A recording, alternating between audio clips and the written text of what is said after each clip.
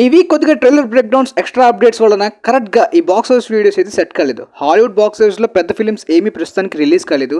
రేపు రిలీజ్ కాబోతుంది కాబట్టి అది కంప్లీట్గా మండే నుండి మాట్లాడుకుందాం. ఇక ఇండియన్ బాక్స్ ఆఫీస్లోని సంక్రాంతికి రిలీజ్ అయిన ఫిల్మ్స్లోని డాకు మహారాజ్ 125 crore తోటి బ్రేక్ ఈవెన్ అయితే అవ్వలేదు, అక్కడతో రన్ ఆగిపోయింది. ఆ తర్వాత సంక్రాంతికి వస్తున్నామైతే మాత్రం వరల్డ్ వైడ్గా ఇప్పటిదాకా 250 crore గ్రాస్ మార్క్ని టచ్ చేసింది. రన్ అయితే అయిపోయినట్టు కనిపిస్తుంది. సినిమాకి ఆల్రెడీ చాలా పెద్ద ప్రాఫిట్స్తో పాటు సీనియర్ స్టార్స్ తోటి ఒక పెద్ద రికార్డ్ని పెట్టగలిగింది సినిమా. అంటే సీనియర్ స్టార్స్లోని 250 crore కొట్టిన ఫిల్మ్గా టాలీవుడ్కి ఒక రేర్ సెన్సేషనల్ రికార్డ్ అని చెప్పుకోవాలి. ఎందుకంటే అదర్ ఇండస్ట్రీస్లోని star heroes like senior stars 55-60 age దాటిన వాళ్ళు ఇండస్ట్రీ పెట్టడం కానీ 400-500 crores కొట్టడం బాలీవుడ్లో తమిళ్లో ఈజీయే. ఆల్మోస్ట్ రజనీకాంత్ గారు 70 ఏజ్లో ఇండస్ట్రీ పెట్టగలరు. ఈవెన్ కమల్ హాసన్ గారు కూడా పెట్టారు మొన్న విక్రమ్ తోటి.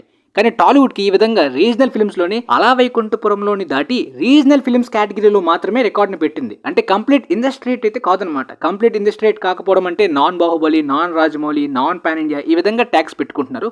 బట్ గదా 2, విక్రమ్, జైలర్ ఇవన్నీ కంప్లీట్ ఇండస్ట్రీట్స్. రీసెంట్ టైమ్స్లో సీనియర్ స్టార్స్ కొట్టిన ఇండస్ట్రీట్స్ అవి అదర్ ఇండస్ట్రీస్ నుండి. బట్ ఈ ఫిలిం టాలీవుడ్ నుండి ఈ రికార్డ్ కూడా ఒక రేర్ అచీవ్మెంట్ అని చెప్పుకోవాలి. అది కూడా చిరంజీవి గారు కాకుండా వెంకటేష్ గారు కొట్టడం. ఆల్మోస్ట్ లాస్ట్ ఇయర్ సైంధవ్ కేవలం 9 crores కలెక్ట్ చేసినప్పటికీ కంప్లీట్ ఫ్యామిలీ ఆడియన్స్ని టార్గెట్ చేస్తే ఈ విధంగా సెన్సేషన్ ఉంటుందని ఈ సినిమా ప్రూవ్ చేసింది. మేబీ అప్కమింగ్ గా టాలీవుడ్ లో ఫ్రాంచైజెస్ డిమాండ్ ఉంటే ఎలాంటి యాక్టర్ ఉన్నా ఫ్రాంచైజ్ డిమాండ్ సీక్వెల్ హైప్స్ బట్టి కూడా రికార్డ్స్ ఉంటాయి. ఆ తర్వాత అక్షయ్ కుమార్ గారి sky force just decent comeback గా ఓకే అన్నట్టు పనికొచ్చింది తప్పించి అంత చెప్పుకునే అంత తగ్గ నెంబర్స్ అయితే కాదనమాట. కేవలం 150 crore దగ్గర వరకు మాత్రమే ఈ ఫిలిం ప్రపంచవ్యాప్తంగా కలెక్ట్ చేసింది. ప్రజెంట్ అక్షయ్ కుమార్ గారి ఫెయిల్యూర్స్తో కంపేర్ చేసినట్టయితే ఈ ఫిలింకి కాస్త ఆదరణ ఇండియాలోని 100 crore నెట్ దాటడం కానీ, ఆ రివ్యూస్ కానీ, ఆడియన్స్ టాక్ కానీ చాలా మంచిగా ఉండడం కానీ రీసెంట్ టైమ్స్లో ఆయన ఫిలిమ్స్కి కాస్త వర్క్ అయింది. కానీ ఆయన అప్కమింగ్ లైనప్ అన్ని కూడా బిగ్గా వర్క్ అయ్యేలాంటి ఫ్రాంచైజ్ ఫిలిమ్స్ లైక్ జాలీ LLB 3 మంచి హైప్ ఉన్న సీక్వెలే. దాంతోపాటు వెల్కమ్ కానీ, హౌస్ఫుల్ కానీ, దాంతోపాటు హేరాఫేరీ కానీ, అంతకన్నా ముఖ్యంగా ప్రియదర్శన్ గారి కాంబోలో రాబోతున్న ఈ బూత్ బంగ్లా హర్రర్ కామెడీ జానర్ కూడా బాగా వర్క్ అవుతుంది. వాటికి మంచి పొటెన్షియల్ ఉంది. మరి మేబీ ఈ ఇయర్ ఆయనకి మంచి ఇయర్ అవుతుందా లేదనేది అప్కమింగ్ ఫిల్మ్స్ బట్టి తెలుస్తుంది. ఆ తర్వాత దేవ చాలా వరకు డైరెక్టర్ రోషన్ ఆండ్రూస్ గారు ఆయన ముంబై పోలీస్ స్క్రిప్ట్ని చాలా చేంజెస్ చేసి ఈసారి ఇంకా ఎక్కువ మందికి రీచ్ కావాలని కొత్త ప్రయత్నంగా సేమ్ ఆల్మోస్ట్ అడాప్టేషన్ సేమ్ అన్నట్టు చెప్పారు కానీ అఫీషియల్ రీమేక్ అన్నట్టు అనౌన్స్ చేయలేదు. రీసెంట్ టైమ్స్లో రీమేక్ ఫాటిక్ గట్టిగా జరుగుతుంది. అండ్ అప్పట్లో కబీర్ సింగ్ ఓకే, ఆ టైంలో రీమేక్ ఫాటిక్ లేదు. అండ్ ఇంతకుముందు షాహిద్ కపూర్ గారి కెరీర్ కూడా బాగా డల్గా ఉంది. అంత స్టార్డమ్ మార్కెట్ లేని టైంలోని కబీర్ సింగ్ గట్టి హిట్ అయింది. మొత్తం ఆయన కెరీర్ టర్న్ అయింది. ఆ తర్వాత జెర్సీ ఘోరంగా ఫ్లాప్ అయింది. సో ఇక మీద నేను ఫ్రెష్ అనుకున్నప్పటికీ ఆ తేరే బాతమే ఐసా ఉల్జా జియా ఆ fresh idea mixed negative reviews వచ్చినప్పటికీ బాక్స్ ఆఫీస్ దగ్గర 140 crores దాటి హిట్ అయింది.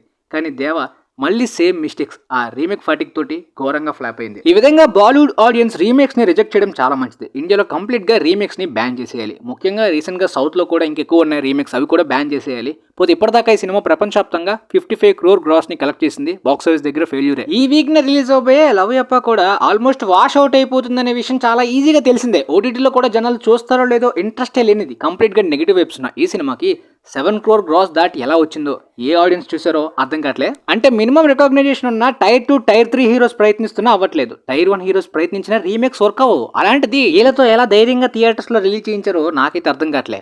ఈ ఫిల్మ్ ని క్రాస్ చేసిన బ్యాడాస్ రవికుమార్ ఇంకా బెటర్ గా పర్ఫామ్ చేస్తుంది అనుకున్నప్పటికీ చాలా పూర్ పర్ఫార్మెన్స్. అదేంటో మీమ్స్ లోని ఆన్లైన్ లోని విపరీతంగా ట్రెండ్ అయిన ఈ స్పూఫ్ సినిమా అంటే కంప్లీట్ గా సిల్లీ సినిమాయే, ప్యారడీ సినిమాయే, కాకపోతే ఎక్కువ బజ్ క్రియేట్ అవడం కాస్త బాగా పర్ఫామ్ చేస్తుంది అనుకున్నప్పటికీ ఇంటర్స్టెల్లర్ అండ్ సనం తేరీ కసం లాంటి రీ రిలీజ్ ఫిల్మ్స్ గట్టిగా డామినేట్ చేశాయి. ముఖ్యంగా వ్యాలంటైన్ వీక్ కావడంతో ఈ స్పూఫ్ సినిమా కన్నా చాలా మంది కపుల్స్ కానీ ఈ టైంలో ఫిల్మ్స్ చూసే ఆడియన్స్ పాపులేషన్ అంతా కూడా వెళ్ళేది ఆ సనం తేరీ కసంకి అయిపోతుంది అనమాట. ఏదో కొంతమంది లవ్ యప్పకి వెళ్ళుంటారు కానీ కంప్లీట్ గా సనం తేరీ కసం డామినేషన్ గట్టిగా కనిపిస్తుంది బాక్స్ ఆఫీస్ దగ్గర. మరి ఓవర్సీస్ అయితే ఈ సినిమా రిలీజ్ కాలేదనుకుంటా. ఓన్లీ ఇండియాలోనే కేవలం 9 crore గ్రాస్ కలెక్ట్ చేసింది. చాలా దారుణమైన పర్ఫార్మెన్స్. కాకపోతే ఈ ఫిల్మ్ కున్న బజ్ కి మేబీ ఓటీటీ వ్యూస్ హెవీగా రావచ్చు. బట్ ఏం యూజ్ ఉంది థియేటర్స్ దగ్గర లాస్ అయినప్పుడు. ఈ సనం తేరీ కసం 2016లో రిలీజ్ అయినప్పుడు ఈ యాక్టర్స్ ఎవరికి తెలియదు. ఈ సినిమా రిలీజ్ అయినట్టు కూడా ఎవరికి తెలియదు. కంప్లీట్ గా బాక్స్ ఆఫీస్ దగ్గర ఫెయిల్ అయింది అనమాట. ఎవరు చూడలేదు. కానీ తర్వాత ఆన్లైన్ లో ఒక మంచి కల్ట్ ఫాలోయింగ్ యాడ్ చేసుకుంది. ముఖ్యంగా లేడీస్ లో. నాకు తెలిసిన గర్ల్స్ లో ప్రతి ఒక్కరు కూడా స్టేటస్ లో ఈ ఫిల్మ్ ని సావగొట్టేవాళ్ళు అనమాట.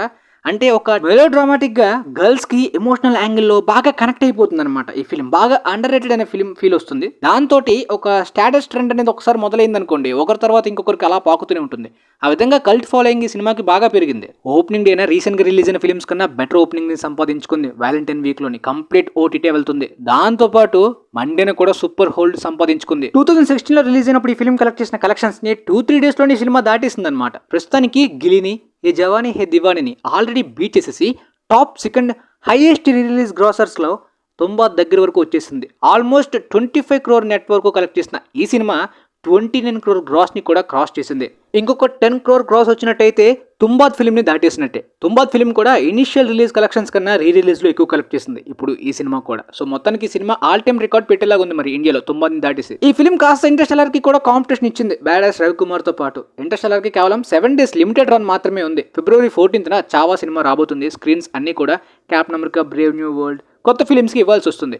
సో ఈ 7 days లిమిటెడ్ రన్ లోని ఓపెనింగ్ డే బుకింగ్స్ 2.4 crore అయినప్పుడు ఆల్మోస్ట్ ఇండియన్ అడ్వాన్స్డ్ సేల్స్ ప్రకారం 8 crore నెట్ ని ఎక్స్పెక్ట్ చేస్తే కేవలం అడ్వాన్స్డ్ బుకింగ్స్ ఎవరు చేసుకున్నారో వాళ్ళే వచ్చారు. ఆఫ్లైన్ లో కేవలం 30 lakhs మాత్రమే ఎక్స్ట్రాగా బుక్ అయ్యి 2.7 crore నెట్ ని కలెక్ట్ చేసిన ఈ సినిమా ఇప్పటిదాకా అయితే మాత్రం 16 crore నెట్ ని దాటి 19 crore గ్రాస్ వరకు కలెక్ట్ చేసింది అనమాట. సో ఈ రోజుతో కూడా కలుపుకొని మరొక 4 crore గ్రాస్ వచ్చేలాగా కనిపిస్తుంది. అంటే 23 crore gross and 19 crore net దగ్గర వరకు ఈ ఫిల్మ్ కలెక్ట్ చేసేలాగా కనిపిస్తుంది. దాంతో టైటానిక్ యొక్క 18 crore గ్రాస్ ని దాటేసి biggest Hollywood re release record ని పెట్టింది. ఇది ఎక్స్పెక్ట్ చేసిన రేంజ్ పర్ఫార్మెన్స్ అయితే కాదనమాట. ఆ ఓపెనింగ్ డే తర్వాత ఆఫ్లైన్ బుకింగ్స్ తో పాటు ఆఫ్లైన్ లో చాలా వరకు ఈ సనం తేరీ కసం డామినేషన్ తో పాటు అండ్ 1 week లిమిటెడ్ రన్ కాస్త ఇబ్బంది అయింది. లేదంటే లాంగ్ రన్ లో కూడా చాలా గట్టి పొటెన్షియల్ ఉంది సినిమాకి. నార్త్ బెల్ట్స్ లో కేరళలో బాగానే పర్ఫార్మ్ చేసినప్పటికీ తమిళనాడులోని అజిత్ గారి విడముయార్చే సినిమా ఉండడంతో తమిళనాడులో ఇంటర్స్టెల్లార్ అంత రేంజ్లో కలెక్షన్స్ రాలేదు. స్క్రీన్స్ కూడా తక్కువ దొరికే.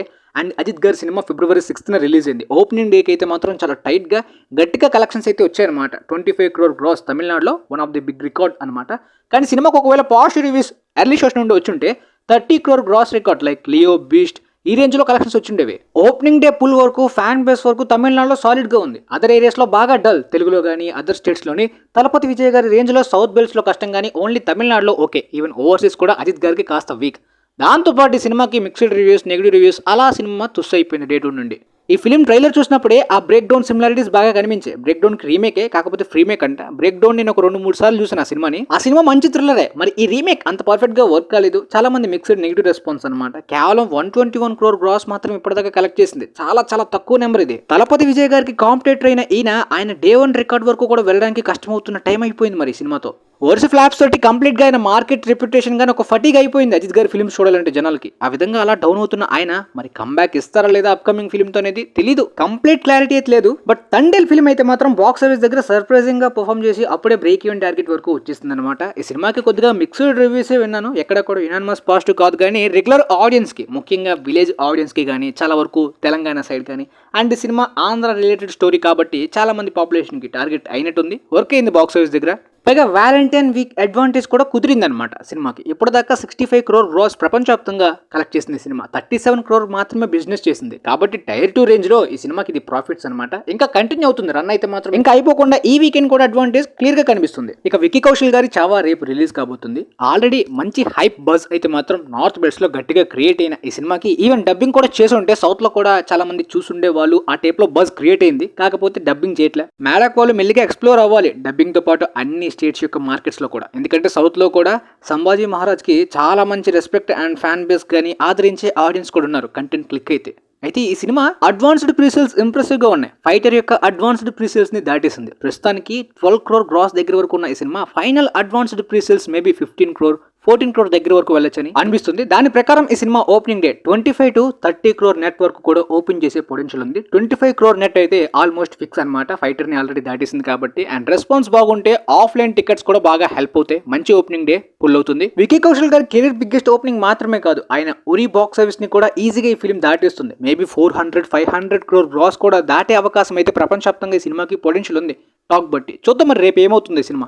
ప్రస్తుతానికి ఇండియన్ ఫిల్మ్స్ గురించి మీకు అర్థమైంది అనుకుంటా. Next Hollywood films box office గురించి రేపు బ్రేవ్ న్యూ వరల్డ్ రిలీజ్ అయిన తర్వాత రివ్యూతో పాటు ఆ తర్వాత డే 1 ఆ తర్వాత మండే బాక్స్ ఆఫీస్ క్లియర్గా ఎక్స్ప్లెయిన్ చేస్తా. వీలైతే ఈ వీడియోని మీ ఫ్రెండ్స్లో ఉన్న వాళ్ళకి కూడా షేర్ చేయండి. మేబీ వాళ్ళకి కూడా యూజ్ అవ్వచ్చు అనుకుంటున్నాను. And thanks for watching guys.